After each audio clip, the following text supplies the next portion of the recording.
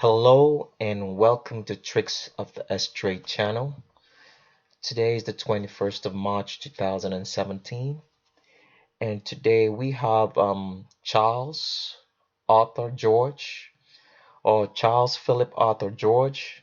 He's popularly known as the Prince of Wales, or he's popularly called sometimes Prince Charles, and he was the husband of the late Princess Diana, who happened to be the Princess of Wales.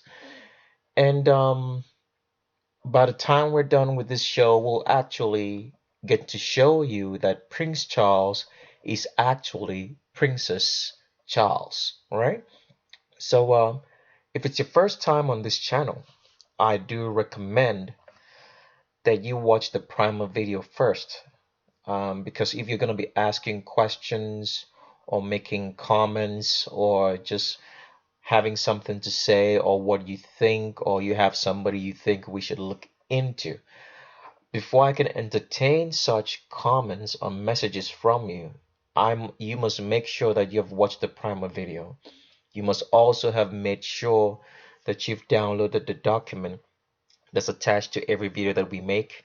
So what you need to do is just reduce the YouTube window and just click on show more below the window pane, and you'll see a link. That link is going to lead you to a document. I recommend that you download and read that document. It looks like a lot of pages, but it will take you 30 minutes because it just has a lot of pictures, all right, for you to go through it. And then also, at your own time, if you haven't done so, at your own time, there's so many videos on this channel, but the ones I do recommend are the ones that I tell you to take a look at and watch at your own pace. You can get a better understanding of things. It's the Zayn Malik video and also the Marilyn Monroe video. And with that said, as I usually say before I get into the video, I always say that we are not against transgenders, right? It doesn't matter what your sexual preference is. We can't judge you on that, right? Because the reason why we can judge is because there's a judge who's greater than every one of us. He's the real judge. His name is God Almighty, all right? He's the one who judges everybody. We can't do that judgment. So what we're here is trying to expose to you on this channel. If you've tried to understand life and things didn't seem to add up, and there seems to be a lot of confusion, or you've been tortured so much by the news that you hear, right? We're here to show you the truth, at least point you in a direction that can make you understand your world, and so you can understand things better. Because I'm just going to take a quote, like, from the Bible, in which Yehoshua said, or Yeshua said, the truth will make you free. He didn't say the truth will set you free. He said make free. Because once you become free in your mind mentally, you can think. You're no longer living in fear. You're no longer living in the fear of the news. You become actually free, right? Does it make sense? So that's what we're here for. So I recommend that you, as I've always said, that you go through everything that I've said, especially the videos and the document. So we're not against transgenders, just like I always say. We're not, because I mean, even though it's a fantasy, it's a hoax, because you can change the birth sex or your gender, because it's determined when an egg or sperm is fertilized by an egg. You can't change that. The skeletal structure never changes. You can do it. It's more like a woman wearing cosmetic surgery. If you're I don't say women are ugly. I don't like using the term, because they're beautiful God's creations. But if a woman, right, who does not think that she's beautiful, wears makeup, all right, and wears clothes and a lot of beautiful things to make herself look beautiful, it doesn't change that woman's feeling about the way she feels that she's not beautiful. It's just cosmetic. Because when you take all that off, right, you're still gonna be who you are. So it's the same way, a lot of people can, live fantasies, because we all have fantasies of one thing or the other, right? It doesn't make it real. You can't build castles in the sky. It has to be on solid ground, on solid earth. All right.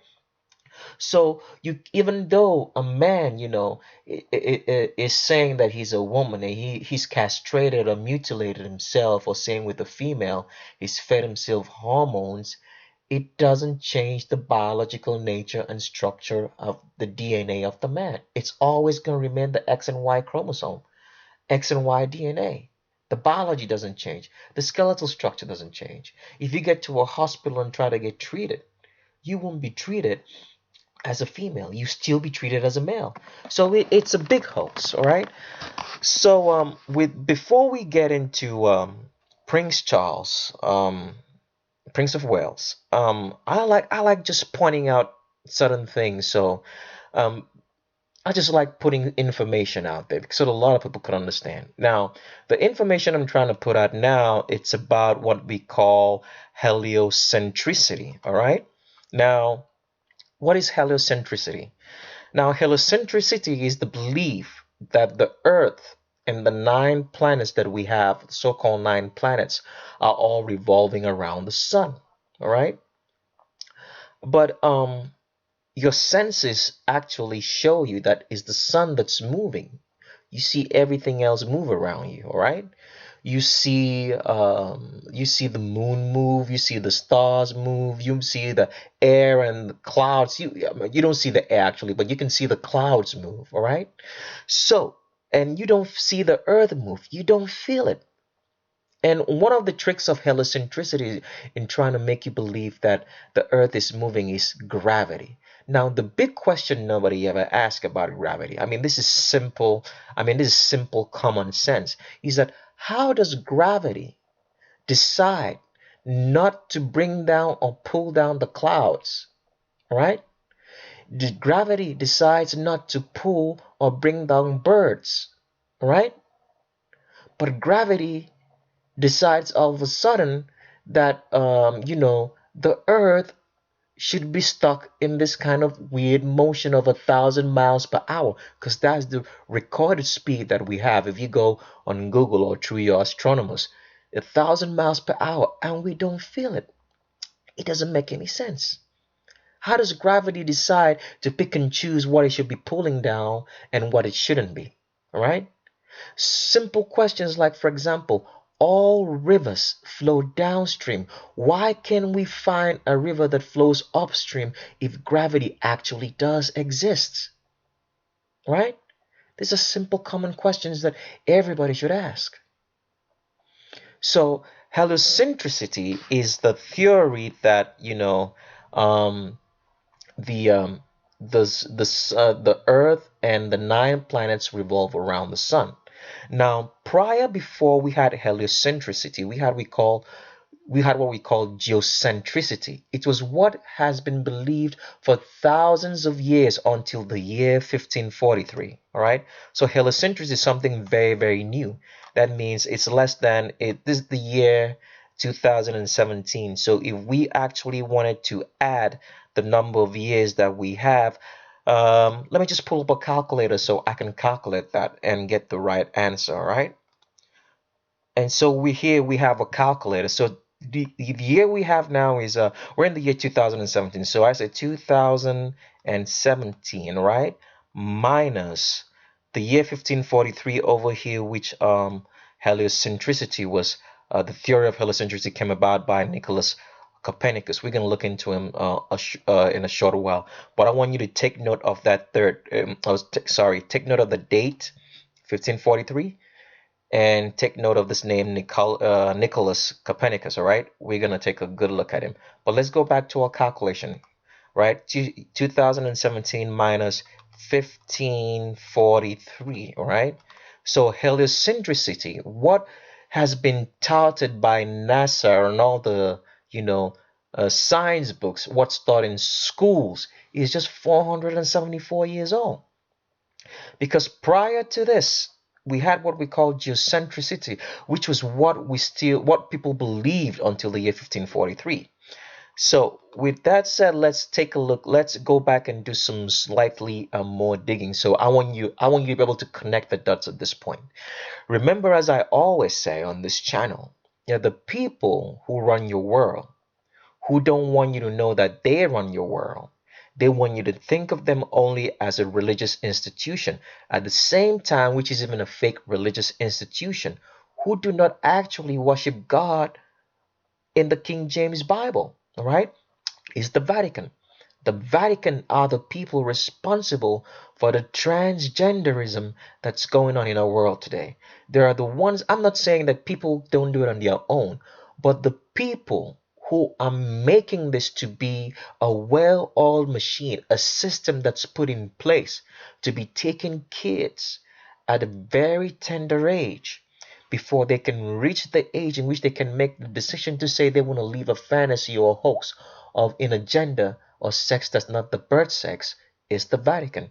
So now, as I've always said, with anything that's going on, with anything major event that goes on around your world, the Vatican is never too far behind it. They are the orchestration. I'm not saying there's not trouble, that people don't go to troubles of try to cause um, havoc or chaos, right? But when it gets to a global scale, such that it affects a majority of the people in the world and the lives, the Vatican is not always too far ahead, right? So let's take a look at. I want you to take out. So make note of this date, 1543. All right. Now let's take a look at Martin Luther. Right. Now I'm going to tell you a short story about Martin Luther. Martin Luther was a monk. A monk is someone who's given his life to the service of God. He lives in a convent or a monastery, all right, and is a priest. He's secluded from everything except to the service of God. Now, Martin Luther was um, a monk in the Roman Catholic Empire.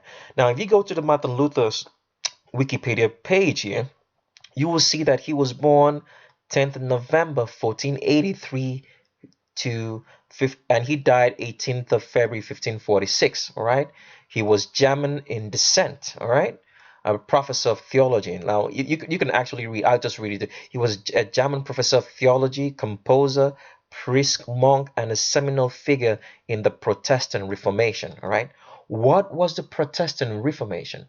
Now people don't quite understand that, because if you ask a Christian today, what are you protesting? He doesn't even know the answer. All right. Being a Protestant, this is what really happened. Since Martin Luther was a priest and a monk, he grew up Roman Catholic. He worked in the Roman Catholic Church. He was a priest there.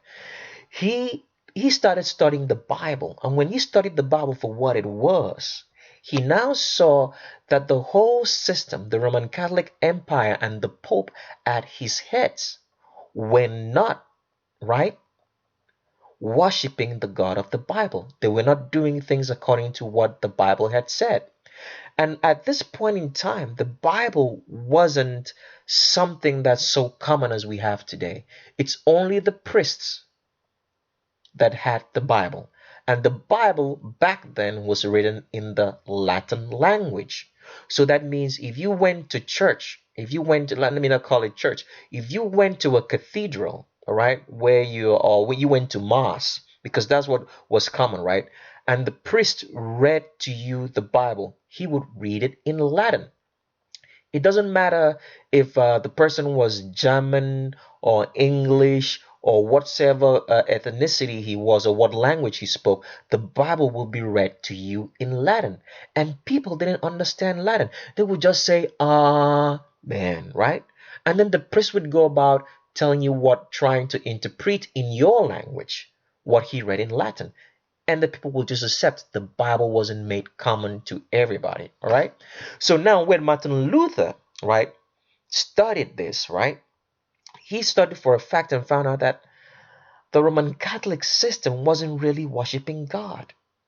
So he began to protest and say that the Pope was not serving God, was not of God, and should not be worshipped in any way or thought to be in the place of God Almighty.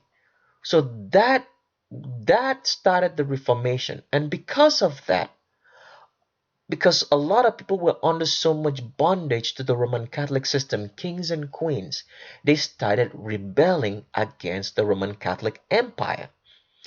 Now, what a lot of people don't know is that the Roman Catholic Empire is different from the Roman Empire. They're not one and the same thing. I won't have time to go into that video right now, but just to let you know is that I'm just going to give you a short history lesson. The Roman Empire, when it fell, right? If you ever go to Rome, to the old Roman city, those are the symbologies of the Roman Empire that fell. The Roman Catholic one is different. It came out from the ashes of the Roman Empire, so-called. All right. So now let's go back to Martin Luther. So Martin Luther started Reformation, and then kings and queens started rebelling against the Roman Catholic Empire, breaking out and wanting to be on their own. And because of this, what Martin Luther thought to do, which would make a lot of people come to understand that the Pope was not of God, was to make sure that he would try to interpret the Bible or translate the Bible from the Latin tongue to the Germanic tongues, all right, to his own German language so that the German people could have it, right? So a lot of kings and other queens, like King James, from which we have the King James Bible, started doing such also. They started translating the Bible from the Latin language, right, into their own native languages. Now, this was a problem for the Roman Catholic Empire because people now studying the Bible, remember, information, knowledge is power. And just like Yehoshua said, or Yeshua said, the truth will make you free. When people started studying the Bible on their own, they started understanding life. Because the Bible is not just a religious book, as the Roman Catholic or the so-called atheist or whatsoever want to make you believe. It's a history book. It's a book full of wisdom. It would show you logical, correct, sound way of thinking. Now, when this happened, right, that people started getting in contact with the Bible, and the Bible was translated in their language, it became a problem for the Roman Catholic Church. So I want you to take notice of that. So I'm going to read something from Luther's page here so you can really understand what we're talking about. Now, I'll read again. I'll just follow my mouse from here, right? Luther came to reject several teachings and practices of the Roman Catholic Church, all right? He strongly disputed his understanding of the Catholic view on indulgences, that freedom from God's punishment for sin could be purchased with money. Luther proposed an academic discussion of the practice and efficacy of indulgences in his 95 Theses of 1517. Now, before I go further, I want to know you that a lot of this stuff has been redacted. This is just the official story. This is not the full story of what was really going on, right? In the Roman Catholic Empire, in which made Martin Luther to be a Protestant, to protest against it, right? You can dig up some more information on this by doing your own study on your own. I won't have time to get into that in this video. Now, let's continue. He said his refusal to renounce all of his writings, now he's talking about Martin Luther now, all of his writings against the Roman Catholic Church and Empire and the Pope, right? So he says his refusal to renounce all of these writings at the demand of Pope Leo X in 1520 and the Holy Roman Emperor Charles V, right? At the Diet of Worms in 1521 resulted in his excommunication by the Pope and condemnation as an outlaw by the emperor, right? So now I want you to take note of this date, 1521, okay? Now remember when I started this video, I told you there was a difference between the heliocentric model and the geocentric model. And I did show you that the geocentric model, or sorry, the heliocentric model is just 474 years old till today. Okay? Prior to that, everybody believed and everybody knew that the sun and the moon, the stars, everything revolved around the earth, that the earth was standing still. It wasn't moving. It wasn't moving 1,000 miles per hour as we've come to believe today. All right? Now, this is what actually happened and why the heliocentric model came into being. Martin Luther started the translation of Bibles into native tongues, all right? Into the native tongue of his land. If, or let's for example, you were in German, you could now read the Bible in German. It was no longer in Latin, and a lot of kings and queens started doing that and rebelled against the Catholic Church, right? And the Roman Catholic Empire was broken. A lot of kings became Protestant, protesting against the Pope and the Vatican. The Roman Catholic Church lost its power. So now, when the Roman Catholic Church lost its power, they are the instigators of the New World Order. They started trying to find a way back to make sure that the kingdoms that they lost would come back into them. So, but the one problem that stood against them, which still stands till today, is the Bible. Example in the King James Bible. So they said, since we can't stop people reading the Bible, like, because for example, they can't stop you and I studying the Bible today.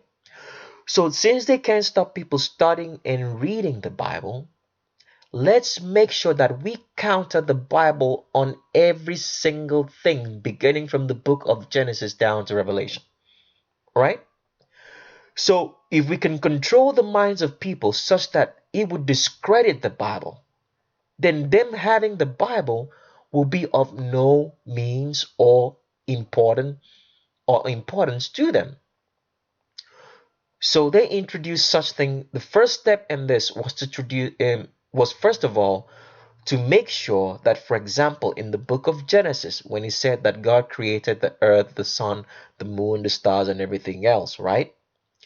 That they would counter that fact by saying that rather the earth, the planets, move around the sun in a heliocentric manner.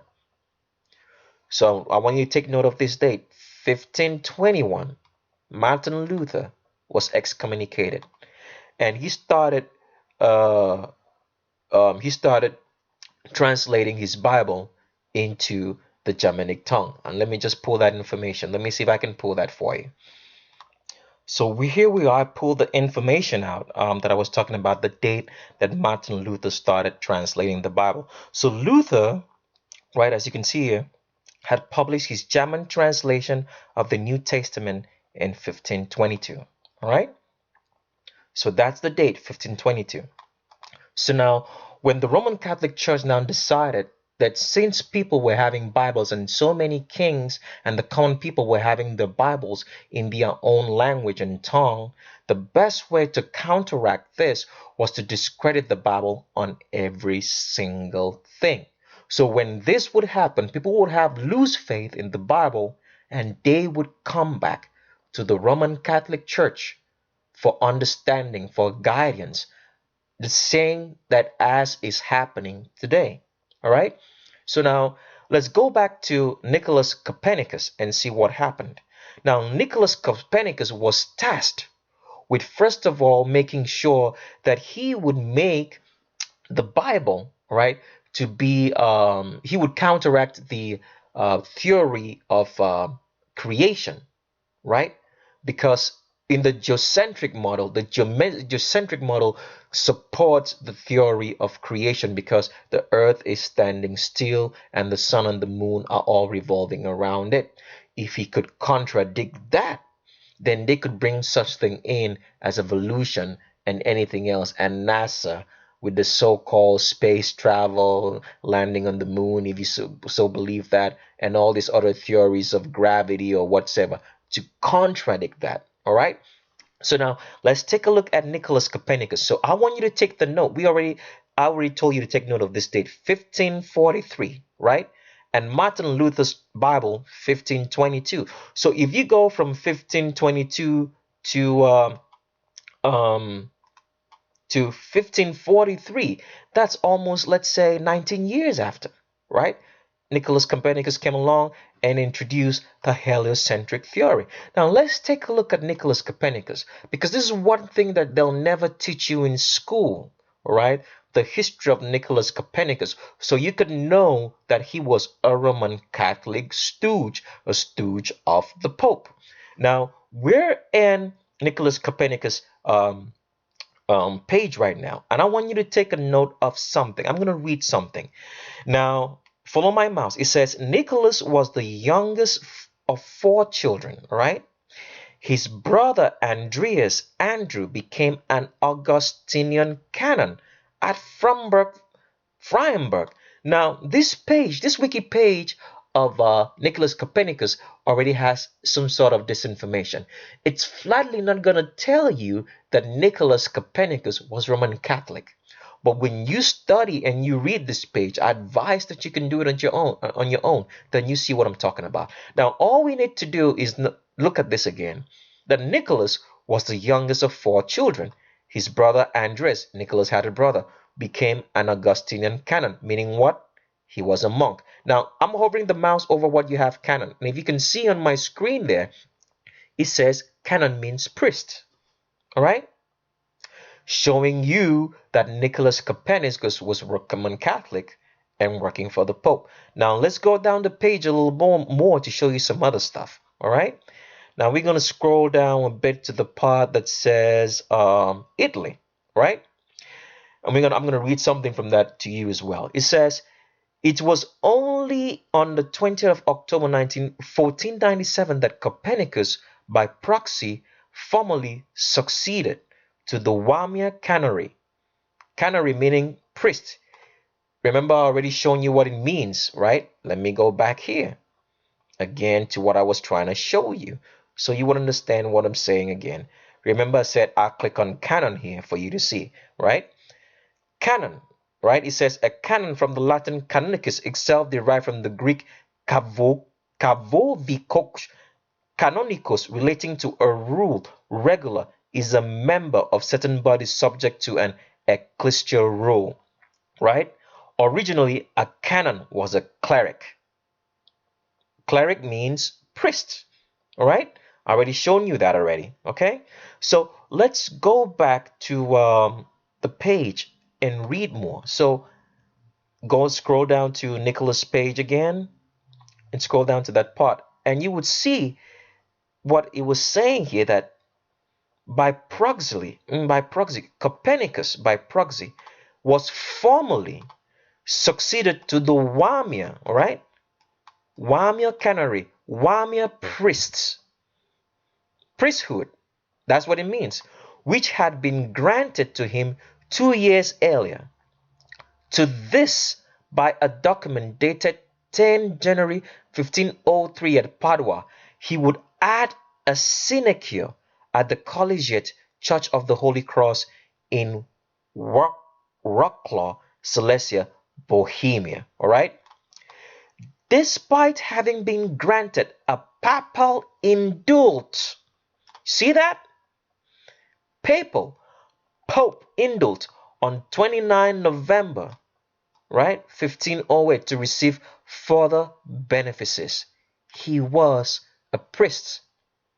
He was a Roman Catholic priest, right? Copernicus.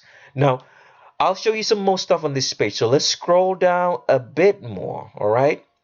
We're going to scroll down a bit more and see if we can find some more information that will show you what I'm talking about here. Just bear with me for a second. Now, we're here again. Now, I'm going to read something from the page again. It says, in 1533, Johann Wiedemann-Stetter, secretary to Pope Clement VII, you see that? Explained Copernicus' heliocentric system to the Pope and 2 cardinals. Are you seeing that? The Pope was so pleased that he gave Wiedemann-Stetter a valuable gift. Can you see now? So prior to that time, the geocentric model had always been the model that showed you that the sun, the moon, the stars, the earth, as we see with our eyes till today, the sun, the moon, the stars, right, revolve around the earth, and the earth is standing still.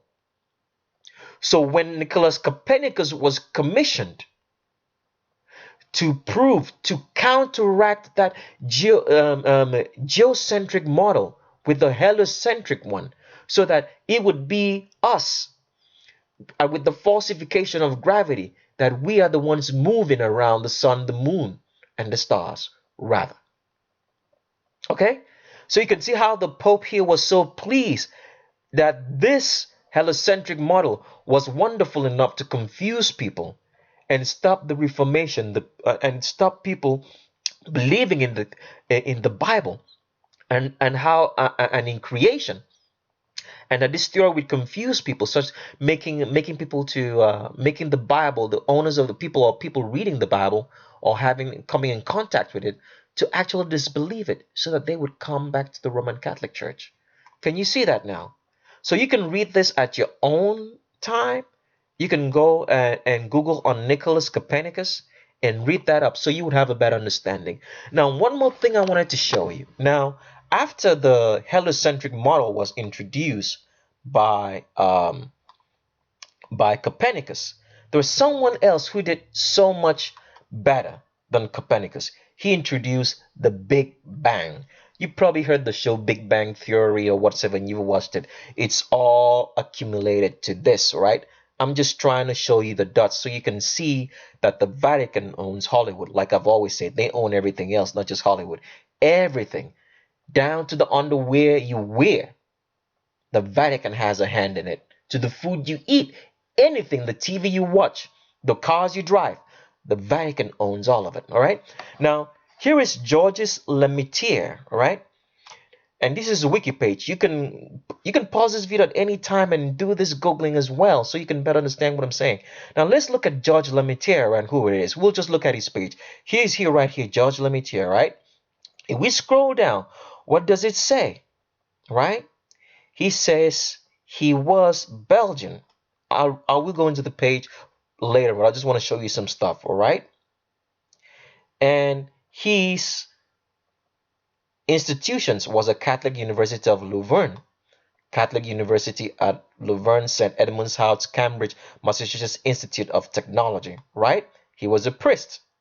Now, let's read and see what it says. It says, Georges Henry Joseph Edouard Lemaitre, Associate RRS, French, was a Belgian priest.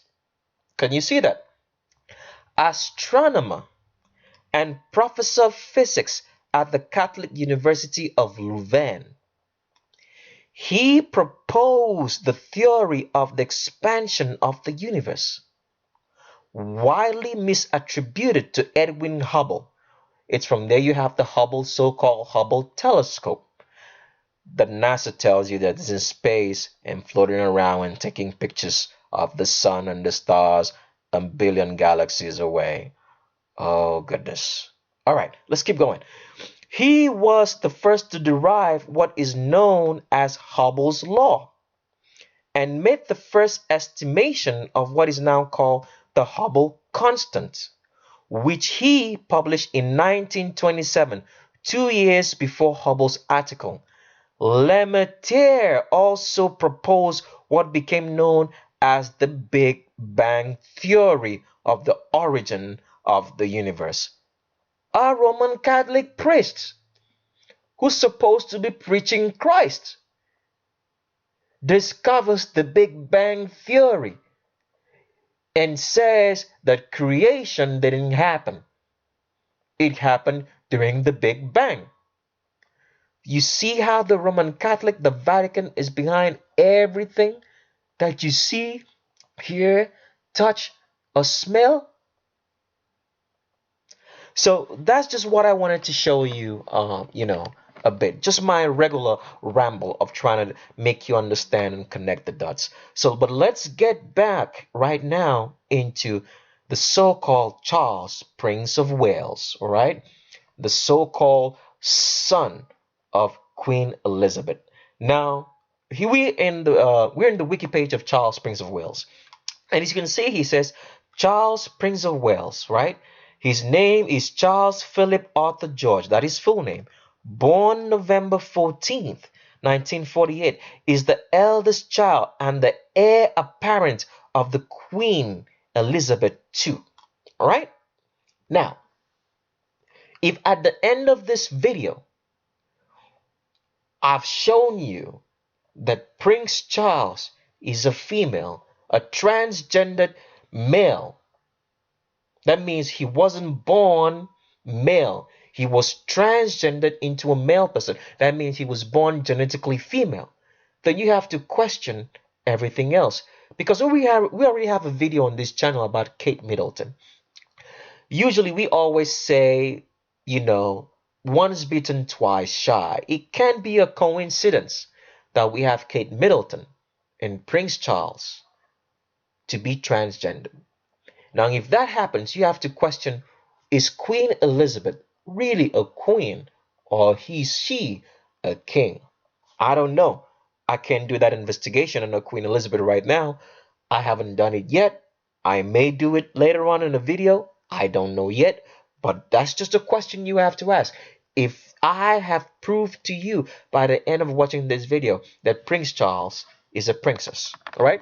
Now, something else on this wiki page that you should take note of. Now, they say Prince Charles, all right? Religion is in the Church of England, all right? Let's go to the Church of England and see. So we're in the Church of England page, right? I want you to notice something on this page. Church of England, the Church of England, right? It says it was separated from the Roman Catholic Church. Uh-oh. Whenever you hear that word, it was separated from the Roman Catholic Church, you have to understand that it's still Roman Catholic, right? Okay. All right, let's get into Prince Charles formally on this video, all right? Now, here's Prince Charles. And if you look, this is a younger picture of him. You would notice that this is a very feminine face, okay? This doesn't look masculine at all right? Okay, let's go further with the picture. Now, here's Prince Charles with Princess Diana, right? That died. If you're looking at both of them, who do you think has the most hips? It is Prince Charles over here. Those are the hips of a female, showing you that Prince Charles should actually be Princess Charles. All right? Okay, let's go further, show you some more pictures. Now, here's another picture of Prince Charles in his early days. Can you see the way he moves his hips? Those are female hips. Those are not male hips. All right? Showing you that Princess Charles, or Prince Charles, is actually Princess Charles. He's no man. He was born female, genetically turned into a male. Another picture. Now, here is Prince Charles with Princess Diana. Now, let's look at both of them from the rear. If this is female, I haven't done any transvestigation on Princess Diana to know if she was really female as they claim. But I want you to take a look at these hips right here. Now, even though he's in a uniform, and I don't quite remember. I think this is a uniform that you wear for a game such as called the field hockey, in which you're on horses. If I'm right, if I'm wrong, you can correct me. Field hockey, they wear this kind of uniform. But even then, you can still see the hips right here. Those are female hips. Prince Charles is not a prince, he's a princess. Some more pictures. Don't you worry. We'll show you more and more pictures until you be convinced, all right? Here's Prince Charles right here, in his old age, standing with Adele, the singer. Now, if you notice Prince Charles' back here, there's an arch in his back. Now, if you don't know that females have an arch in the back, I refer you to a document which will be attached to every video that we make. But I would advise, all right, that you, go to that document and study and see the visual differences between male and female if you haven't done so already. But for the sake of this video, I'll just show you what I'm talking about. All right. Now, we're in a document right now, and this is a female over here. As you can see, a female has to have an arch in her back because she's gonna get pregnant. She's gonna carry the weight of children. So that arch is an extra support so that she doesn't tumble over with the excess weight. So a female's back starts arching just below the shoulder blades. It dips in, goes into the navel from the rear, and comes out into her butt area. A female's back is always going to arch in a C shape depending on where you're drawing it from, right? C or an S shape. That's how a female back looks. With a man's back never arch. If he wants to arch, he's going to arch outside. A female's back arches inside. A man's back arches outside. It's going to be a D shaped, or it's going to be flat and straight. Straight down, you're following my mouse, into his pelvis, right? A female's back is always going to arch, right? If she bends over, like this female over here, you will see that deep arch. The arch is always going to be in the back, all right? And it doesn't matter if she's got muscles, all right? A female's back will always arch, okay? So, like in this picture right here, you can see that arch here again, right? See that? It's always going to arch, all right? Some more pictures. Arch starts below the shoulder blades, dips in into the navel from the back, goes in and then comes out into her pelvis. If she's got muscles still, this is a muscular female, you can still see that arch.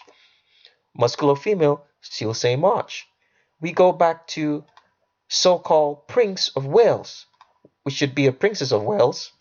And as you can see, it's got an arch. It's got an arch in the back. All right, some more pictures. Now here is the picture that started my whole investigation. Can you see that Prince Charles has hips right here? Can you see how wide the hips are? You're following my mouse. I'm going to try to blow this up as much as I can so you can perfectly see. Can you see those hips? Now, if you're not aware that a female has hips or what a female should look like, I'll go back to our document, all right, and a picture of it. Now, the reason why a female has hips is because the female hips has to be wider so that a child, a baby, can come out of there. Now, because of that reason, the pubic arch in a female, the pubic arch is the arch in the pelvis between the legs, all right? It's always wider. It's 120 degrees more, 120 degrees or more wider in the female pelvis, the arch right here, so the baby can come out of this womb. So because the pubic arch here is wider, it pulls the pelvis further apart. So that's why a female will have more wider hips, and that's why the female legs will be spread out further, because the pubic arch here is wide. With males have 90 degrees or less pubic arch. So that's why a male's legs will always be closer. All right? And because of that, that gives the female that hourglass figure that you see right here. Right? Hourglass figure because of the wider pubic arch here. And that's what, sorry to say, Prince Charles, I call him Princess Charles, has right here. See the hips? That's a female. Some more pictures. This is Prince Charles again in his younger days. He was going to the beach. Can you see the hips that he has right here? If you're following my mouse. See that? See how wide those hips are? Those are the hips of a female. Showing you that Prince Charles was genetically born female, transgendered into a male. Right? Some more pictures. Look at Prince Charles here again. Look at how wide those hips are. This is a female over here. You can see with the hips. It's the same things that Princess Charles has over here. Look at that. Hips. Can you see that? Comparable to the female on her left. They're both female. You're looking at two females here. Prince Charles is not a prince, but Princess Charles. All right? Okay. So with that, that is the final picture that we have on today's show. I advise that you subscribe and that you stay tuned. And I always leave you with this message. All right? Look with your eyes and see with your brain. Question everything you see. Don't believe everything you're told on TV.